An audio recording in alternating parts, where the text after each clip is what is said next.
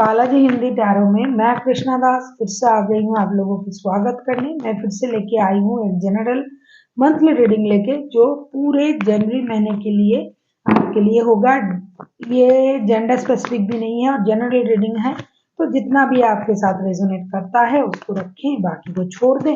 हो सकता है बाकी रीडिंग किसी और के लिए हो। सन साइन, मून साइन, किसी भी साइन से अगर आप स्कॉर्पियो हो यानी वृश्चिक राशि हो तो ये रीडिंग आपके लिए होगी। जनरल है, जनरल तरीके से ही देखिएगा। 1 से लेकर 31 जनवरी 2025 आपके लिए क्या लेके आ रहा है देख लेते हैं। फर्स्ट का जो 10 डेज है स्कॉर्पियो, ये आपके लिए क्या लेके आ रहा है।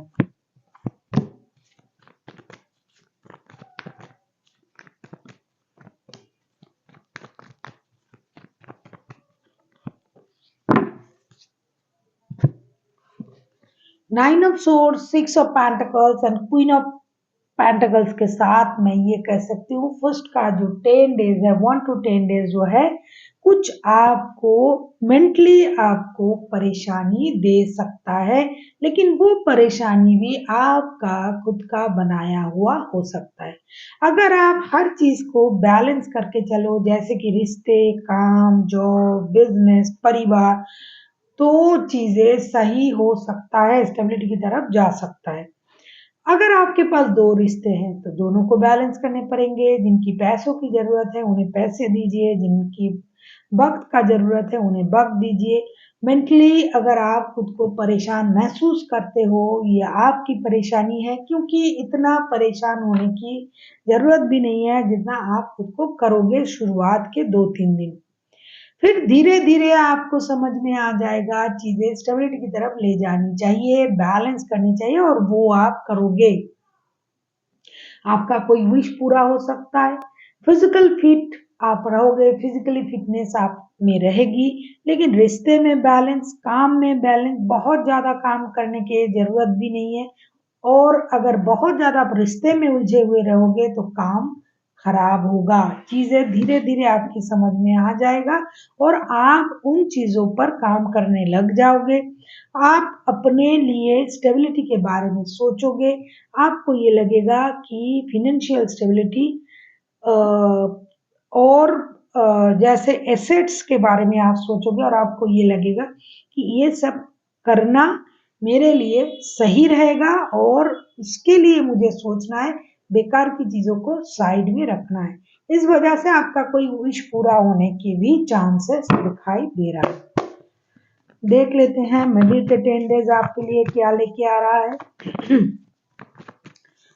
पैसों की स्थिति सही रहेगा, बैलेंस रहेगी। देख लेते हैं मिडिल के 10 डेज आपके लिए क्या लेके आ रहा है।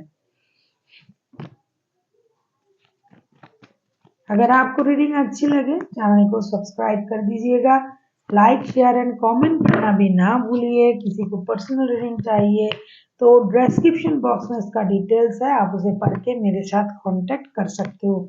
The emperor, 3 of cups, 6 of wands के कार्ड आए हैं। कहीं ना कहीं जो है मिडिल के 10 डेज में आपके सोच में बहुत बड़ा परिवर्तन आ जाएगा, स्टेबिलिटी की समझ आपको आ जाएगी।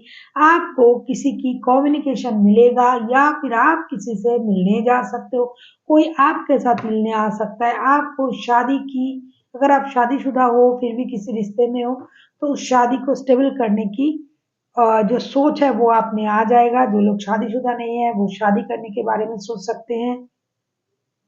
काम के सिलसिले में आपको प्रमोशन वगैरह मिल सकते हैं। आप कहीं घूमने जा सकते हो, पार्टी शार्टी कर सकते हो।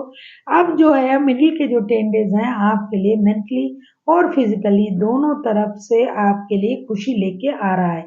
साथ ही साथ आपका अगर प्रमोशन रुका हुआ था तो वो मिलेगा। आप अगर पहले बहुत ज्यादा खुद का ख्याल नहीं रखते थे, परिवार को नहीं बैलेंस कर पा रहे थे, तो हर चीज में एक स्टेबिलिटी आएगी, बैलेंस आएगी, और जो भी होगा वो आपकी सूझबूझ और समझदारी की वजह से ही होगा, क्योंकि एक आप ही हो जो पूरी तरीके से हर रिश्ते को, हर स्थिति को संभाल पाओगे। फाइनेंशियल स्टेबिलिटी भी रहेगी, पैसों की भी कोई चिंता नहीं होगी। आप कहीं घूमने भी जा सकते हो अपने परिवार के साथ। कहीं आपके कोई रिश्तेदार भी आपसे मिलने आ सकता है। डिजिटली आप किसी के साथ लंबा कन्वर्सेशन कर सकते हो, डिजिटली किसी के साथ आपका रिश्ता जुड़ सकता है, कोई नया बंदा या बंदी आपकी लाइफ में आ सकता है, वो भी डिजिटल माध्यम से, जैसे आजकल का जो सोशल मीडिया का जो प्लेटफॉर्म है वहां से। देख लेते हैं एंड के जो 11 डेज हैं वो कैसे जाने वाले हैं Scorpio.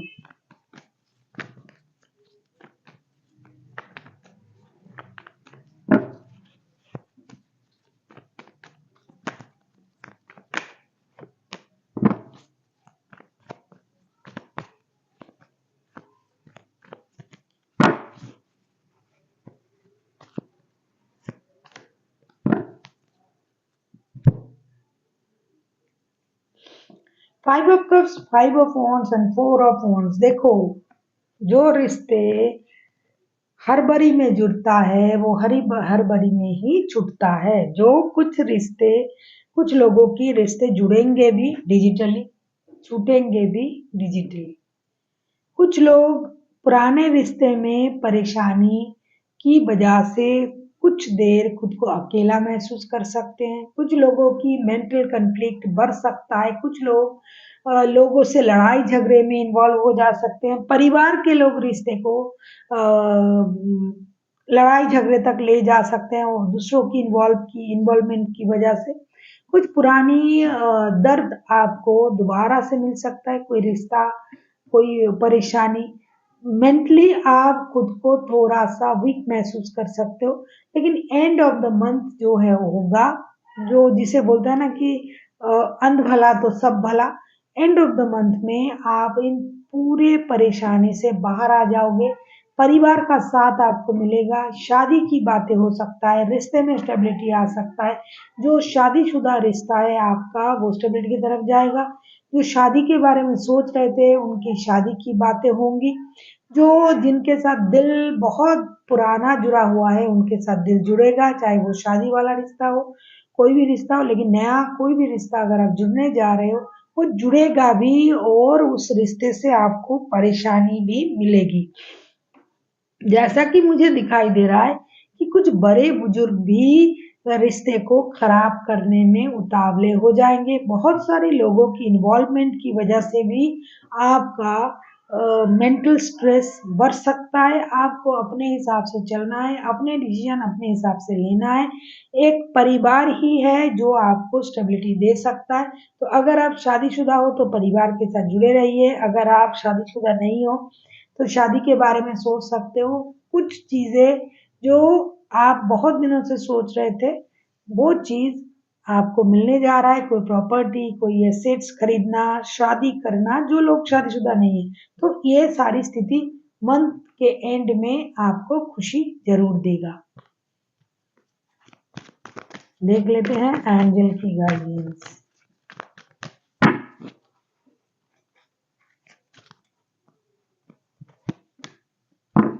No need to worry. Angel आपसे कहना चाहते हैं आपको चिंता करने की जरूरत नहीं है।